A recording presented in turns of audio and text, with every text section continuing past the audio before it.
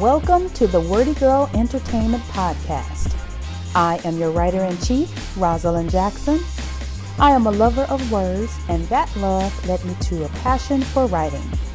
And what's the next best thing to writing? Talking about writing.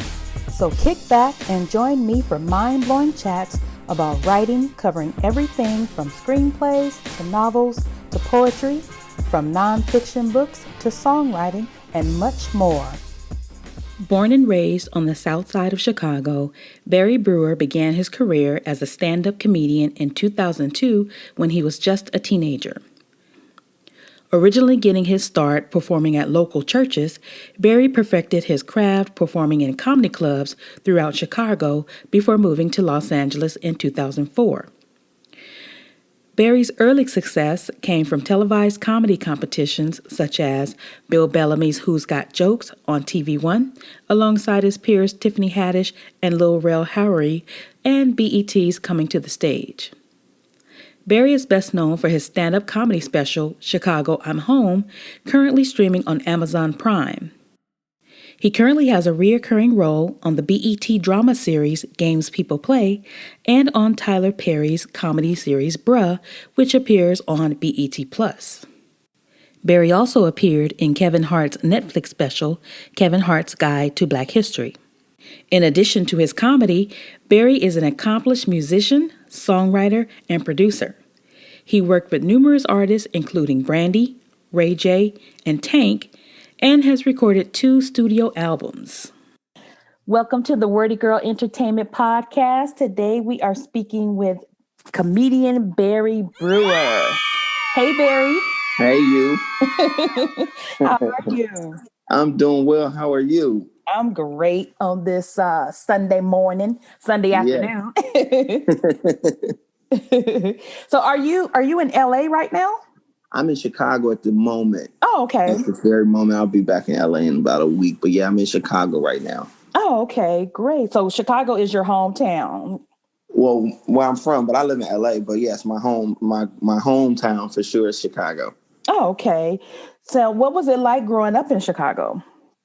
Man, people ask me that all the time. It was, I guess it seemed normal, you know what I mean? Because I didn't have anything to compare it to. Obviously, moving to LA is a different world. But, you know, I grew up poor, but I didn't know it, you know, because everybody else was poor. I grew up, I was telling people, like, taking our clothes to the laundromat, and everybody had a grocery cart. That was like a very hot commodity in the hood. That's how you bring your groceries home and carry your laundry to the laundromat. Everybody had like a cart. That was before they started getting smart, putting magnets on them where you can't leave the place, the stores. But it was good. I'm the oldest of 3 boys, so I had a lot of responsibility early on from my mom, and it helped me, grow up quick. I was on my own around 17 years old, so kind of responsible for my own livelihood and things like that. So I kind of grew up quick. But it was sad initially when I was younger. I always felt like I had the short end of the stick. But when I moved to LA, when I was 21, I felt like it prepared me for LA when other young people couldn't really sustain their stability as relates to their house and how they live. I was able to because I had been doing it already early on. My mom had me paying rent when I was 13. Oh, so, damn. Yeah. I worked a job. I was a musician, so I've had a gig or a little hustle, playing my instrument at church since I was 13. So I've always been able to make money that way. And remember my first opportunity when I was 13, I was making $25 a week. Oh. My mom would take $15 of it every week. That's a lot. It is. Uh-oh. I'm here. I'm sorry. And so that was growing up for me. But I had good times. Basketball was my first love. I thought I was going to go to the NBA. That was something I really, really, really, really, really, really wanted. Obviously, I'm only 5'10", so that in life together. But I'm hoping my son takes that dream and brings it to I can live through him a little bit. Oh, wow. Because he's 5'2" and he's 10 now. So I'm like, okay. I think I have a giant on my hand. But yeah, that was my childhood growing up. And, you know, it's a lot of other things, but, you know, I don't, it was, you know, it was what it was. And I'm grateful for it because it definitely made me who I am today. Mm-hmm. Now, did you know you wanted to be a comedian early in life? Were you like the class clown or the funny one at home? Or how That's did that come funny. about? I didn't. Let me say this. I always love watching comedy. I love laughing. I absolutely love Martin Lawrence. I remember being about 13, like wanting to be Martin Lawrence, but not comedy. Like I didn't know I wanted to be a comedian. I wanted to be him, literally. So I can't say I knew I wanted to be that, but I was so attracted to it. It was around 18 years old where I started to have a desire to do it. And I remember this first time it came to my mind. I was 18, my girlfriend at the time and my cousin was sitting on the porch. I was like, hey, what y'all think if I was like a comedian or something? He's like, well, let us see.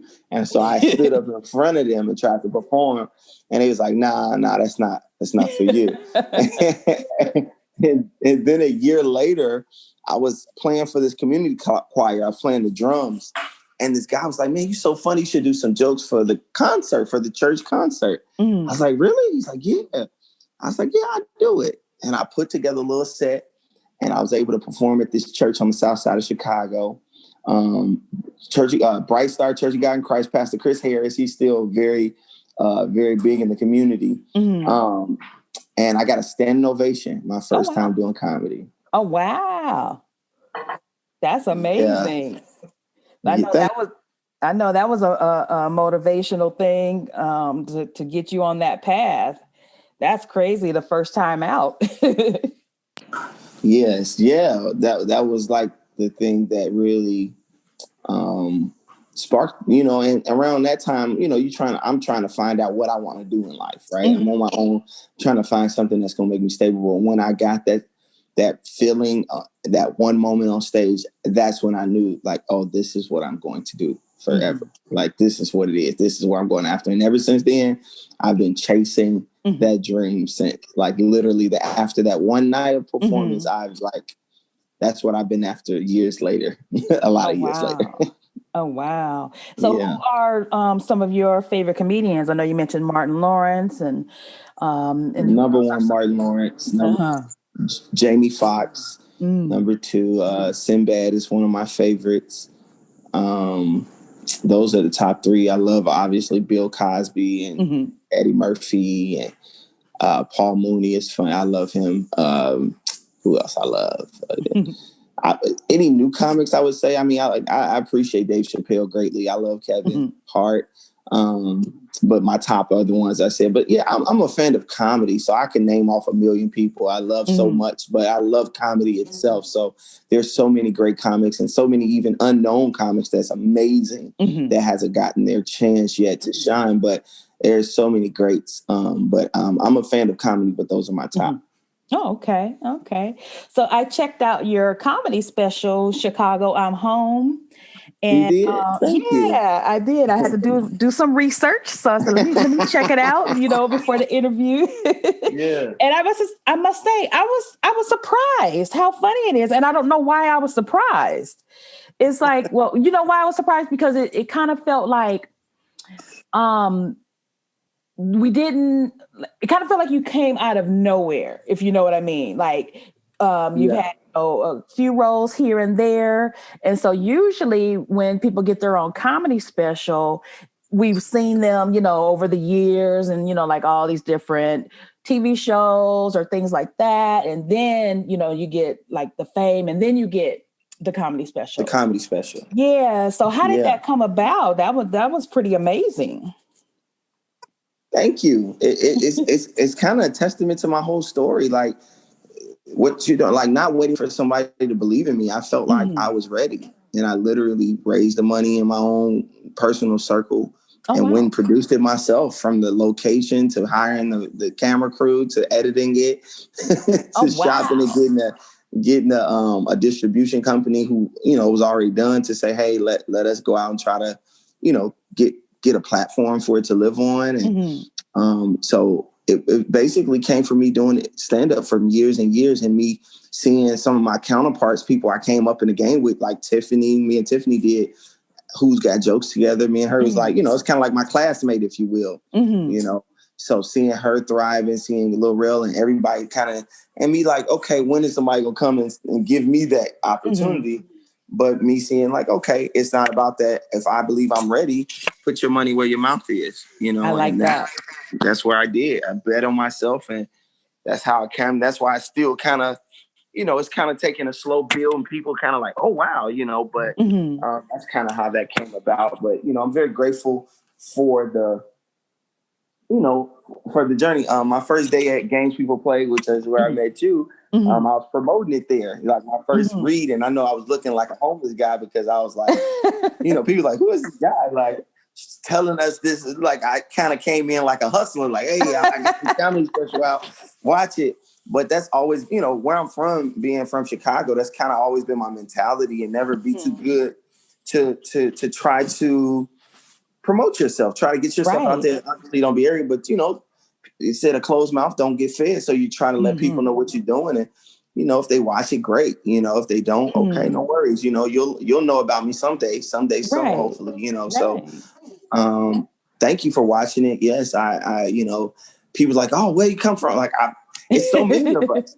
I'm not the only one. There's a lot of greatness that hasn't gotten the opportunity or the platform to showcase that. So, hopefully I'm one of the ones that, when I get my opportunity and I'm having the resources and the platform, I can showcase those people, because I feel like I'm one of them. That's amazing. I love that you took it upon yourself to get yourself out there, because had you gone the traditional route and waited for somebody to, come to you, it may have taken years and years and years. So exactly. I really love that. And I think Cat Williams does that too. Like, he produces his own specials and then he sells them to Netflix, I believe. Yeah, he did it but he did it after his success. He had the money to do it. Right. It's different when you got millions of dollars and you can just independently produce it, because Dave Chappelle does it too. Now Kevin Hart does it. Like, they all do it now because they have the means and the resources, and they already have, Netflix is going to give you a big piece of change for it. It's a different thing. Like, I didn't have a place for it to live on. I didn't know who was going to buy it. Nobody knew me. So it was just like, I could have been wasting all that money possibly, but that's the faith part of it. But yeah, everybody's doing it. It's a system that, at that level that you do once you made it, but usually on the other part of it, it's a gamble, so you truly have to have faith and believe that, hey, I believe I have something worth, watching, and that people will love it. So, that's what that was. Yeah. And so I was checking it out last night. It was maybe 1:00 in the morning, and I'm just laughing. So I'm like, I know my neighbors can hear me. And the funniest thing I loved about it was the voices you did for the men in the stories, like the crackhead and the dude on the date. I was just rolling. I was like, why do you gotta sound like that? That's how they sound in my mind. That's how they come to be. Some of them really do sound like that, though. That's the funny part. But thank you. That had me cracking up. So how do you prepare for your comedy specials or things like that? Like, how do jokes come to you? I know, somebody like Joan Rivers, I saw a special where she talked about how she would write her jokes down on index cards and she would file them away in this big old giant cabinet. It was kind of looked like the cabinet that they used to have at the libraries with the little cards in them. Oh yeah, with the letter on the front to know what letters. Yeah. So she used to put it. She had thousands of them in there. And so how do you prepare to write your jokes and things like that? So I used to early on write like that, write them all out verbatim. But as I got a little more mature in comedy, I kind of just start writing on premises, and I like to record them, either audio or visual, where I can hear it and try to develop. Like, I like to talk about my life. So early on, it's just kind of creating jokes out the blue, like, oh, stuff that you can just kind of create something. Then as I got a little older, I'm so sorry. Oh, that's okay. As I got a little older, just kind of taking life, for example, like my stand-up special was a lot of my real life. Like, I don't know if you remember that story about the eagle and the lion. Like that's a true story. Like, that really happened exactly like that. Outside of the going to meet with the pastor, but the other part, like just the whole back and forth, like it really happened. Like every point from like the Lion King part, like all of that, really, that was really a conversation that happened. So It's something you just cannot write. It just happens, and you have to just literally bring it to the stage and share the story. Just share it. And sometimes it just writes itself. Like, you just, live it. I was like, she was really mad. She was like, how an eagle and a lion gonna get together? She really was serious. So what I found out at the end of that concept is that she remembered it from The Notebook, the movie The Notebook. And he said something, or she said something, and he was like, well, whatever you are, I'm going to be. So he said that to her. So when she asked me that question, she had that answer in mind, right? But I don't know that. She didn't let me in on that understanding. So this is why she's getting offended in the conversation, because she's expecting this answer of this movie that I didn't even remember or think of. So, you were supposed to know. You were just supposed to know. That's exactly what she said. You're just supposed to know, which is impossible, but okay.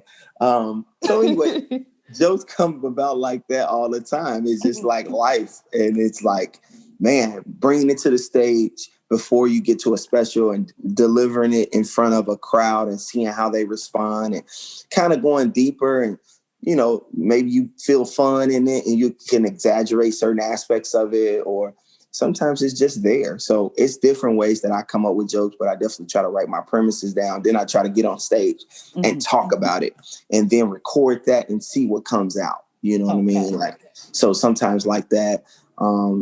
And then sometimes I'll sit there and just think of how I can, elaborate on a joke or a premise. Like, I have a premise of, having kids. And when my son first came out, this is a new joke I'm developing right now. And I was thinking of how he looked weird when he came out, and I was a little nervous. You know how people look at babies like cute babies, and I'm going to just say strong looking babies. I'm not going to say ugly.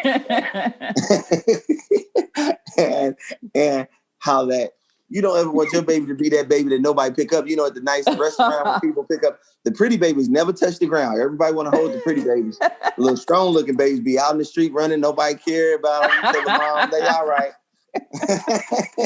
So that's all. But it's true, right? So I talk about just the journey of that. And then when I was having my son, how this stage, when he first came out, I was nervous because he looked weird, looked like an alien, but nobody told me that all children go through this stage. So I talk about that. And then I talk about, people, we live in a society where everybody's very shallow. I believe a lot of people are shallow, so looks really are a big deal. And so I then start saying, everybody don't. I have some friends. Like, I hope they have never heard of this because they don't know who they are. Yeah. But they're together. They're very beautiful people, but their babies didn't. Their children didn't come out looking like them. When you see really beautiful people, you kind of expect them to birth these beautiful babies, but these babies look strong, And and so now I started developing. I was like, maybe they genes are so strong and arrogant that they fight each other, so the baby comes out looking unique. So I'm like, maybe I said, so pretty people, you gotta find an average looking person or less than for it to mesh. Balance it out. Balance it out. You can't just have two fine people together. It usually don't work out for the children. So you can't have it all. So I don't know. It's just a joke I'm developing right now. That's hilarious. Yeah. So let's talk about your TV show, Bruh. That's on BET. It's a Tyler Perry production. And it's about 30-something Black men as they're out in the world dating and handling their careers and friendships and things like that. And tell us about your character. Man, my character name is John, and John is a lot like me early on, just trying to find his way. You know, he didn't graduate from college, and all of his friends are very successful in their career, and he's trying to find his way. He's trying to, you know, put the pieces together, which is a lot of us early on in life. When you're early 30s, you're trying to find your identity, find out where you fit in the world. Like what's your calling? What's your purpose? I feel like that's who John is. And his mom has been a handicap to him, but and she's really unorthodox in her parenting style. She can be really mean and brash and, you know, just in my opinion, what's the word? Inappropriate. Yeah. Which I know some people like that. I actually know people like her in real life. So and John just trying to work his way around all those elements and still, you know, be a friend to his friends. And I do like this show because I don't often see Black men and seeing their vulnerable sides on TV, like on a show, to see them kind of go through life. You always see them either in jail or doing some drugs. You don't often see a Black man, a young Black man who's accomplished and, you know, who he is in real life. You know what I mean? So I think that's a really dope concept, just as a young Black man, to be able to play a role like that you don't often see in television. You know, we've had a few movies like that, you know, but you don't often see that on television. Yeah, I like how the characters are they're all successful. Your character is an entrepreneur. He owns a sandwich shop. And the other guys are, there's an architect, a doctor, and a lawyer, right? Yeah. Okay. Yeah. And those are played by Monty Washington, who's also in Games People Play. Yes, he is. What is it? Madi Kochi. Madi Kochi. He plays Tom. And Philip Mullings, he plays Mike. Yes. And then you mentioned the lady who plays your mother. She is hilarious. Yes, Chandra Corelli. Yes, Chandra Corelli Young. Yeah. Yes. I didn't expect her character when I was watching the first episode, and being that it is a show from Tyler, I wasn't expecting that. And it threw me. I was like, oh. Yeah. It's the way she was speaking. I was like, oh, okay. And then there was in one scene some nudity, and I was like, oh, okay. That's the only, and I don't understand that one shot. That's the only piece in the whole show. Like it was a random titty in the show. I wasn't ready. I wasn't ready for the titty. Put the titty away. And you know what's funny? Like Alyssa, she's an amazing actress. First of all, she's so amazing, though. I just feel uncomfortable. Like she's free. She's one of those free-spirited people. So it doesn't. You know, somebody that's just free. You know, like the earthy people. They just free and go back to nature, so they don't bother them. But it just makes me feel uncomfortable because. You know, when I see you, I saw your titty. Like, it's just weird. I don't know. This world is still new to me, so I don't know how to. It was weird a little bit after watching it. After I talked to her, she's like, "Hey," I'm like, I like looked down, like I felt ashamed. Like I saw your titty. Like I don't even know how to feel about it. And that's my boy's girlfriend now. Philip is dating. Oh, okay. Oh wow. So the one who plays Mike, who they have a love interest on the show, but they're actually dating in real life. Oh, okay. Yeah, they're the greatest couple ever. So then I feel bad at that too. You know what I mean? Like I'm looking at him like, man, I'm sorry, bro. I didn't want to look at it. So I don't even watch that episode no more. Like I don't even see it. But I didn't expect that from Tyler. I was like, okay, Tyler. So with the relationship between the mom and the son in the show, it's like it appears dysfunctional, but at the at the foundation is still that, that love between a mother and a son. And are there any similarities in the mother-son relationship with you and your character and your real life relationship with your mom? It is. Yeah. Yes, my mom was on drugs growing up, drinking a lot, and it was like a hard, a dysfunctional household early on. But my mom loved me. My mom gave me a lot of very important foundational lessons that helped me today.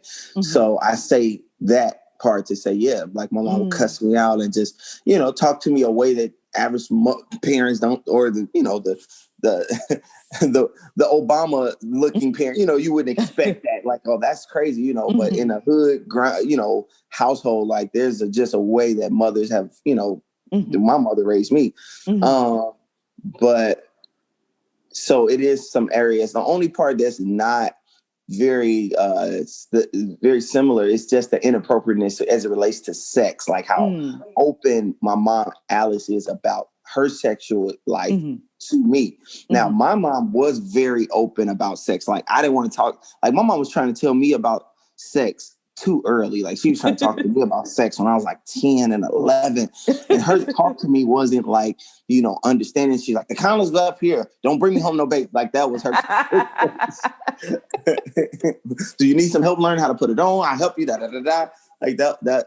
Like, so it was a little inappropriate. Like, I'm 10. Like, I'm 10. Like, I don't even need to know that yet. You know what I'm saying? Like, well, but I'm her first child. She just want to get it right. Right.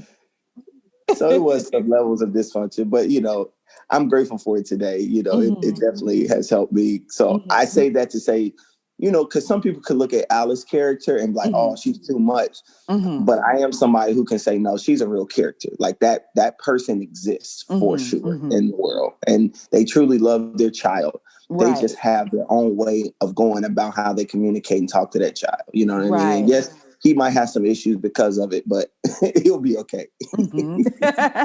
Well, I like when I see those type of relationships on the screen that are not traditional. Like, for example, one of my favorite parent-child relationships on TV is on Scandal with Olivia Pope's character and her dad, Daddy Pope.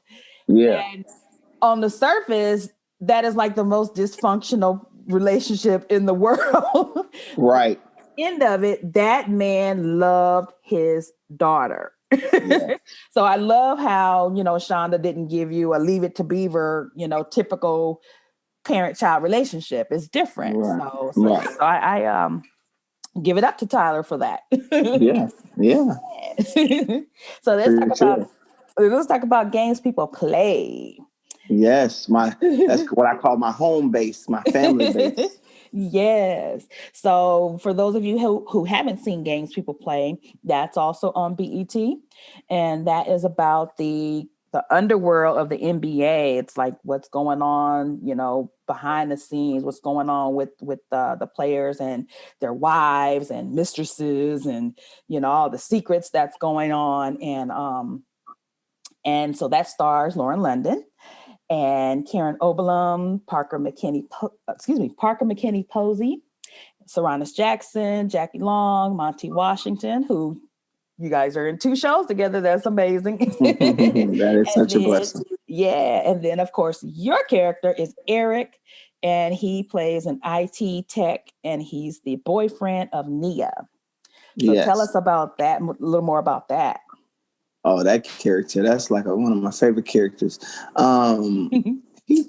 Eric is, to me, just he's all about the simple life, but he's so into his field, as it relates to IT and technical, and just he's kind of into conspiracies.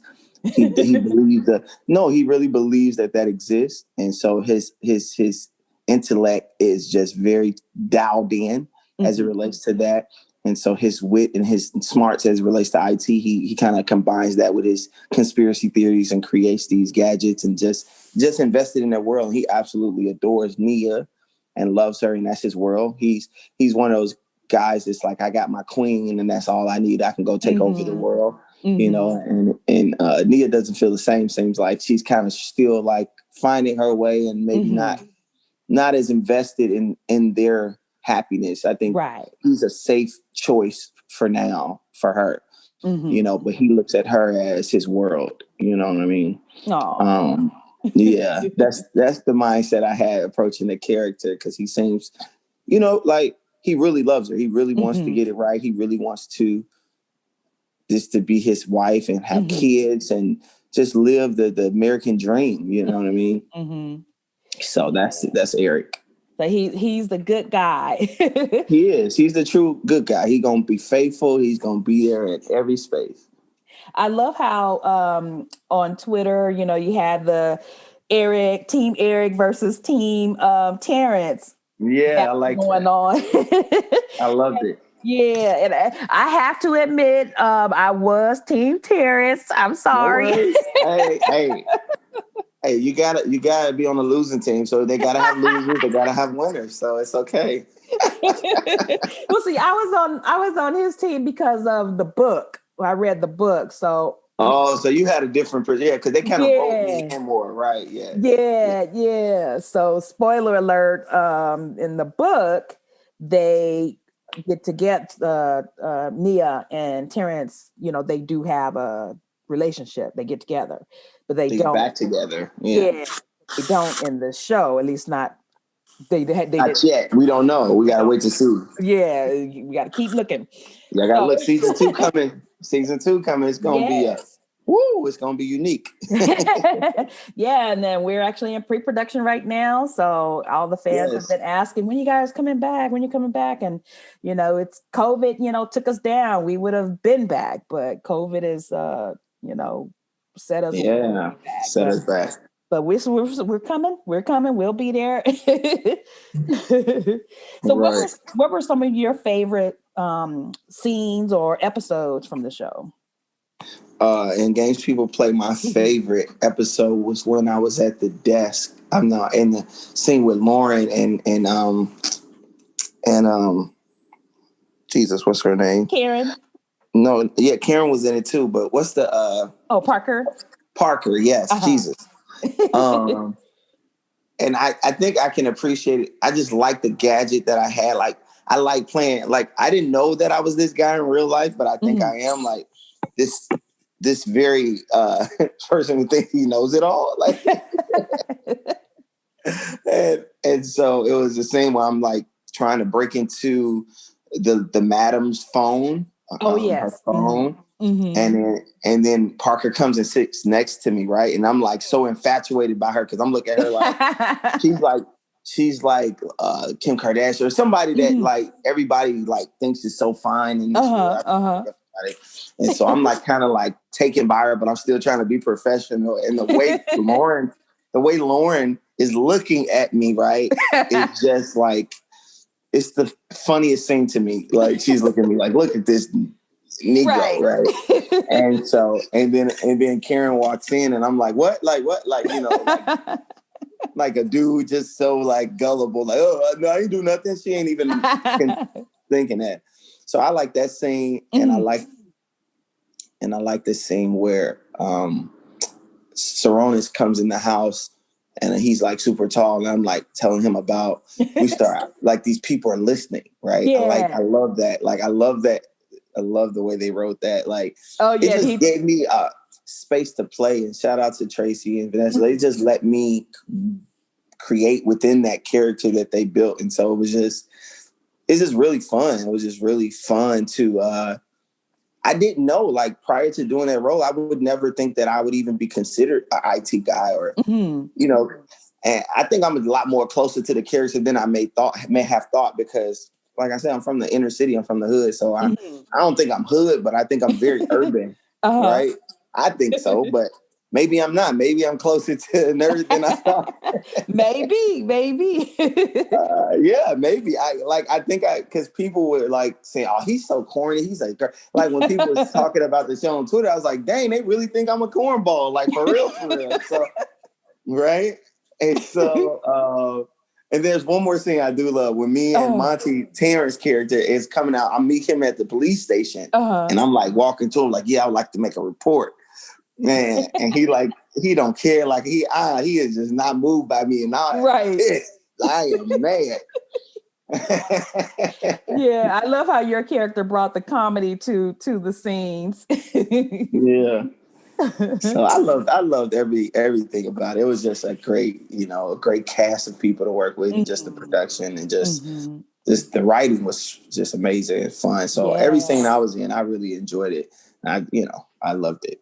Yeah, shout out to the writers and the showrunner, Vanessa Middleton. Yeah, shout out to them. Yeah, we had some amazing writers on there. We had Ted Witcher, who Love Jones fame. Yeah. And everybody knows that's my favorite movie of all time. Oh wow, how great is that, right? He's just writing on the show. Like that's and then he came to write on the show, and I fangirled out for a minute. So and he's such a nice guy too. Yeah, so he's really cool. Yeah.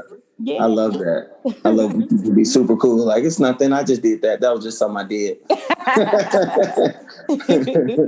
Yeah. And so speaking of when you mentioned how you feel like you could be that nerdy guy, that guy who may have some interest in IT and whatnot. So you are basically a jack of all trades because you play the piano also. I do.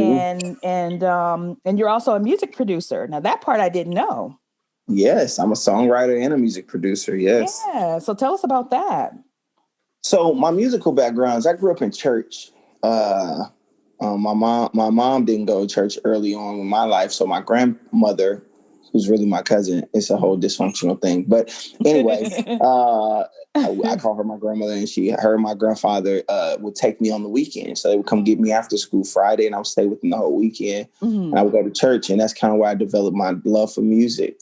So I started playing the drums. I learned the saxophone. I ended up playing the saxophone in high school. Then I moved on to the piano a little later. Like a 17-year-old, like 17, I started touching the piano. And I'll say this, like the piano came to me like a gift. Like, come to find out as I became a grown man that my grandfather was a jazz pianist. And I never knew. I never met him. I never knew him. My biological grandfather on my father's side was a pianist, was a jazz pianist. So when I first picked up the piano, my cousin showed me one little run, a riff on the keyboard. And a year later, I was playing for a church, like full time, like keys in Oregon. So it came to me like it was truly a gift. Like it was something I saw in front of my eyes. Like, wow, like I got really good, really fast with no training at all. Wow. Like I played by ear. So I didn't even know, you don't even know the gifts you have in you sometimes. You're like, wow, like I can do this. And so that was one of the things. So then as I journeyed that, naturally, I was a big fan of Joe and Brian McKnight back in the day. I used to always sing their songs. And so I moved to LA and I started producing music. So I got to work with Brandy. I got to play for Tank and Jamie Foxx at the Laugh-A-Palooza. It was a stand-up comedy festival in Atlanta. And that's where I got to meet him. And then, I just started producing music, shopping songs, trying to get placements, and just really opened up to that world when I moved to Los Angeles, just the whole music production world. So I really went hard with that because that was also one of my passions and things that I went, hard in. So I had to choose one because people like, which one you like doing? I was like, I like all of it. You know what I mean? Yeah. But yeah, because I submitted a theme song for Games People Play initially. Like I was telling everybody, I was like, all right, I do music too. Let me submit a song. I'll have to play it for you. Yeah, they end up going with something. I didn't even know that part. Yeah. Is that you singing on your comedy special at the end? Yes, that is me. Oh, okay. That is me. I produced and wrote that. Oh, wow. With That's my cool. co-writer. Thank you. Yeah, after I read your bio and saw that you also sing, I said, oh, I bet that's him singing at the end of the show. Yeah, that's me on all the music. The music that's in the front, the only way is up. That's actually me too. Oh, okay. Yeah, I love that, and I also love your logo, the little intro. Oh yeah, my only believe my entertainment. Yeah, that was pretty unique how you did that. Thank you. Because it's really like, it's kind of like the epitome of like my life, like running from the hood, looking downtown, like looking to get outside of your inner city, like, the hood kind of thing, like trying to chase something greater and bigger than where you started. So that's kind of the concept of that. Thank you so much. Oh, you're welcome. You're welcome. So, what kind of advice would you give to somebody who wants to do what you do, whether they be a comedian or an actor or singer, or musician? What advice would you give them? The first piece of advice I would give, I'll try to give them at least 3 points. One is to start doing something. Look within your power to see what can you do to get to where you want to go. And some people don't believe that it's possible. So it starts there. So let me retract that. One is to believe that it's possible, right? That even though, however old you may be, no matter what walk of life you find yourself in, or where you are, like, oh, I didn't go to college, or I never did acting before. I never did a comedy. I'm 60 now. It's too late to now try to start a career in entertainment. Like, sometimes people look at life and feel like this too late. And as long as you're breathing and you have an able body, you know what I mean? Like, I think it's still possible. I want to say this before I go into that. It was this dude, he really wanted to play in the NBA, and he never stopped. He was 40 some years old. They let him off the bench at the Lake. He played for the Lakers. Okay. He got a 10-day contract, I think, but he was like 40 something. And he cried. They cheered him on. LeBron was playing. I think it's the first year LeBron played for the Lakers. But anyway, he got on the court and everybody stood up. And I didn't know of him. I didn't know his story. And I went and read his story. And he's been chasing to make it to the NBA forever. Wow. Playing overseas, playing in this, that, the third. And he got to play in the NBA. And it might have not been, he didn't become Michael Jordan, but he never gave up on his dream. And his first NBA game was at 40 something years old. That's amazing. Right. So I say to first believe it is very important. I really want to say that because I truly feel like everything that's happened thus far and what's going to happen for me tomorrow is simply based on me believing it and not doubting it.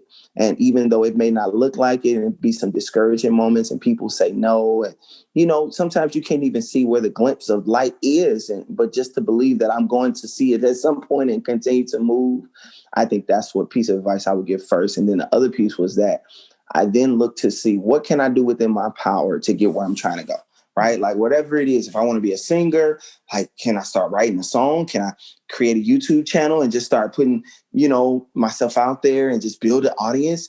And, it ain't about having a big following. Like, can I start developing a following? If I got 2 people that love me and will support me, can I make that 2 to 4, and then can I make that 4 to 6 people, right? Like people want to go quick and get big fast, but I'm learning even in my career, like I'm not at Kevin or Tiffany. They had big moments. Like mine's a slow build. You know what I mean? Like, yeah, I'm grateful to be on Games People Play, and then Bruh came, and I'm grateful for that. But that's not it. And I have more. So I just keep building. Like, people are like, oh, you famous now? I'm like, no, I'm not. I can still get on public transportation and nobody will say nothing to me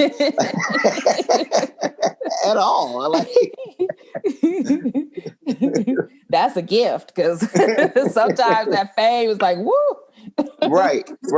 But sometimes people get lost in it. I'm not doing it for the fame, obviously, that great. Yeah. The fame is the tool to help me hopefully be of influence to help somebody else in a good way. But my point is to use my tools that wherever I got before I got here, people are like, well, how you get that? How you get there? It's like I used every tool I had to get there. Like, for example, I talk about my stand-up special. The stand-up special, I'm going to just be very honest, cost about $30,000. Oh, okay. I had never had $1,000 to my name to spend on whatever I wanted to before I did that. Wow. I'm being honest.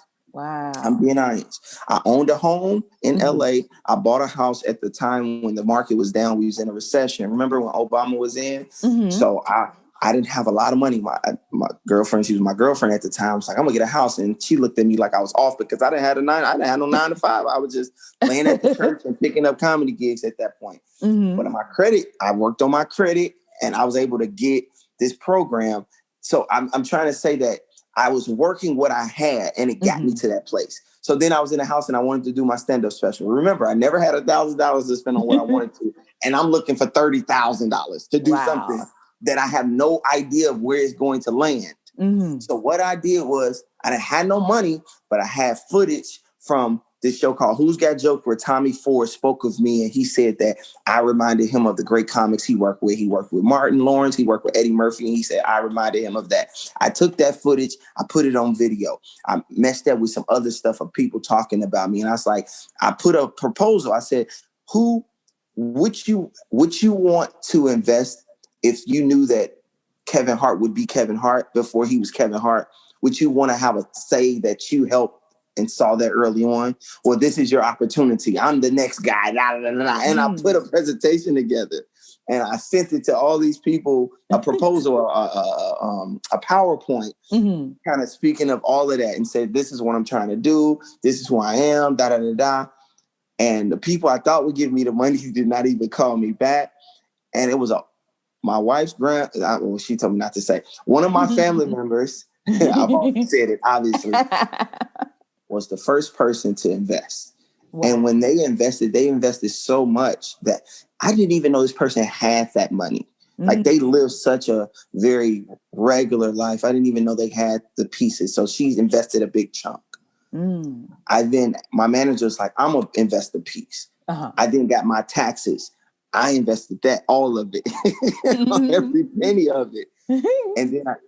And so I ended up raising $30,000 amongst 5 people. That's amazing. Right? Again, I had never had $1,000 to spend on anything I want. So what am I saying? I'm saying this to say that sometimes you can't see how you have the resources, but if you just use what you have, you'll be surprised at that point that the resources will then come. Right? People say, I don't have the money. But what are you doing with what you have? Right? Like, what do you have? I don't got nothing. Yes, you do. You got a mouth. Did you ask somebody? What are you doing? You know what I mean? Like people say, I want to make a record. Do you know somebody play a piano? Do you know, can you sing? Do you got a software on your computer? Can you learn? Look around. There's something that you can do to help you get closer to the thing that you want for yourself. So that would be my other thing that I would share. I can talk a lot, so that's it for that. No, that is amazing advice. That is like so helpful to so many people. Like, even for me, because like I'm not where I want to be, and I have to, sometimes I deal with like procrastination, and next thing you know, like years have gone by and I still haven't done the thing that I want to do. So that kind of advice is really helpful, to people, and you have to stay on it. You have to open doors for yourself, because no one is going to just throw something in your lap, and, you have to work for it. That's very true. And what's sad but true, and I don't like this, that people are not going to jump on your bandwagon until it starts already rolling. And so if you're waiting for them to push it for you, you're going to be waiting forever. Exactly. Like it's true. Like I'm learning even at every level. Like it's not until you start doing something that somebody want to give you an opportunity. You're like, what was that opportunity before? And it wasn't until you so you got to believe in yourself. If nobody else believe in you, you got to be the one to believe. And then everybody else buys in after that. And that's the truth. Exactly. Only believe. Absolutely. So what? Oh, I'm sorry. Go ahead. No, it's okay. I was just going to give the scripture I love. Oh, go ahead. Because the advice, I love giving advice because it's what I'm applying and it really works. You know what I mean? And I truly want to see people. I think so many people just don't live a purposeful life or, because they're scared, they're fears of whatever, or what they think they don't have. And so they don't even try. And I just want to talk to the people that's like you, like just going after their dreams. And the one thing I just want to encourage you is to never give up. Right. Never give up. In the scripture that I remember, it says the race is not given to the swift nor the strong, but the one that endures to the end. And that's the thing I always stick to, that whatever you're chasing, sometimes time discourages people because they've been going at it for so long. And it's like why am I still even trying this? Am I being stupid to continue on this way? And I just want to know, like, if you believe that thing is for you, like, don't give up. Like, no matter how dark it seems, like, if you stay the course, you will see that thing come to life. And that's what I wanted to say, because I think that some people try stuff and years pass. They're like, man, I've been doing this for so long. I'm like, you right at the brink. Don't give up, though. Don't let that time be in vain. Yes. You know, so yeah, that's what I want to say. Absolutely. That is beautiful. So what projects do you have coming up next? What's next for Barry? Well, I'm grateful to be able to do season 2 of Games People Play. We'll have to talk offline about other stuff, but I'm grateful for that. Season 2 of Bruz coming out soon. We filmed that during quarantine, so that was a interesting and amazing experience, being on the lot in a bubble. Yeah. But I also produced a stand-up show called The Next Generation of Stand-Up. It's kind of like a new form of like a Def Jam. Okay. Like where other comics that you haven't seen, trying to give them a platform. So I've produced that myself. I shot that last year, All-Star Weekend. So I have that, trying to shop that to a platform. And then I did a show for a new platform called Jack and Jill's, a show I wrote and directed. Okay. It comes on this new platform called Black Oak. It starts streaming next month. It's a new streaming platform that launches in February. And so my show called Jack and Jill will be on there. It's like 8 episodes for the first season. It's like 10 minutes an episode. So I wrote that and directed that. It's my first time directing something scripted. I directed my stand-up special, but a scripted show. So that was a great experience. I just, in editing, in post right now, I'm editing that. I'm about to send it off to get colored. Wow. And stuff. So that's what I've been working on with that. And I'm writing another feature. I'm writing a feature. Oh, wow. So you are busy. Well, the thing I told you, I got to make, if I want to be in movies, ain't nobody giving me, I got to do it. You know what I mean? I got to create it myself. So I'm applying what I say. I'm applying my own advice to my own life. Absolutely. Yeah. And I always like to end with asking people, what are you watching, reading, and listening to? I'm watching a lot of, I don't watch a lot of TV. I watch a lot of NBA basketball. And some old Martins and Jamie Foxx. But I listen to a lot of Miles Monroe and Les Brown and Eric Thomas. Okay. And so so it's not like a specific thing. I listen to a lot of just videos and things like that. I am about to start reading a book. And I have several options, so I don't know which one. But I just listen to a lot of just encouragement and things that keeps me motivated to continue to chase my dreams and keeps me, looking at the cup is half full instead of half empty, because I think that perspective is what helps. So that's where I'm at. So I'll shout out them people. You should YouTube them: Miles Monroe, Les Brown, Eric Thomas. Is people I often listen to. So I would say that's what I'm listening to or watching, I should say. Oh, that's amazing. And where can people find you online? Yes, on all platforms. I'm on YouTube, Instagram, Twitter, Facebook. Barry Brewer Jr. Barry with an A, Brewer, Brewer Jr. Jr. on all platforms, even Snapchat. If y'all doing Snapchat. You on Clubhouse? I am on Clubhouse. I am. People be on that way too much though, but I be seeing people live on there. Y'all got a lot of time, but I do jump on here and there. It's been some fun experiences. I am on Clubhouse, Barry Brewer Jr. as well, on all platforms, and IamBarryBrewer.com is my website. I have a clothing line that I launched called Only Believe Apparel. Okay. So check that out, onlybelieveapparel.com, and we sell a lot of leisure wear, like, joggers and shirts and things like that for ladies and men, encourage you to only believe. So, I told you that's what I'm about. So something that reminds me what I'm about. So that's where they can find me. Love that. Well, thank you so much for giving us your background and all the amazing things that you're doing. And I just really appreciate you taking the time. Oh, no problem. It's been my pleasure. And thank you so much for having me. And hopefully when you big time, you'll have me on here again. Absolutely. When you have like your own show like Ellen or yes. Absolutely. I can say I was early on. So I look forward to that day where we can laugh and do that. So thanks so much. And I appreciate you and who you've been and just everything. Thank you. You're welcome. Thanks for taking the time to tune in to the WordyGirl Entertainment Podcast. Don't forget to check out my blog at www.wordygirlent.com.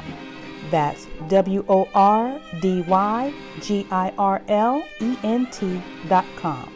You can also find me on Instagram and Twitter at WordyGirlEnt and on Facebook at www.facebook.com/WordyGirlEnt. And always remember, it all begins with a single word. So what are you waiting for? Go write.